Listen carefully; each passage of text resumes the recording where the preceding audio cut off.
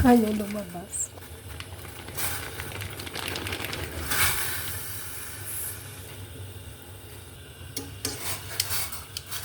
Fresh to, kaya saglit lang. Parang initin ko na.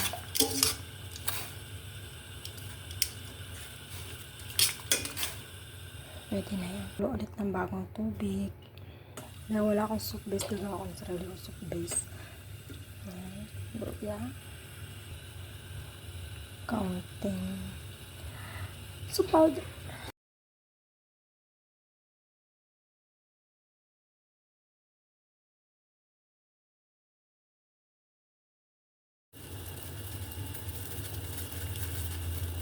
Nilagay ko na sa isda. Lagay mo yan.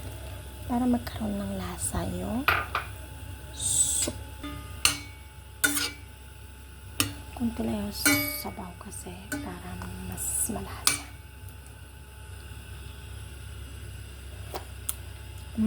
Malasa na siya. Ito na yung udon kanina.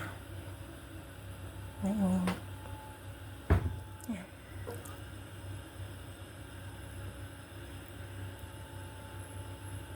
Ilagay ko na lamang muna yung soup base dyan. Ito, hindi ko lang alam kung ano ang name. Ilalagay ko siya dyan. Dadagdag ng lasa. Yan. Pag kumulo na yan, okay na yan. Papatayin ko na.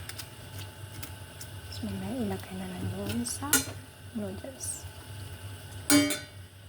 Ayan, kumukulo na siya. So, papatayin ko na yung fry.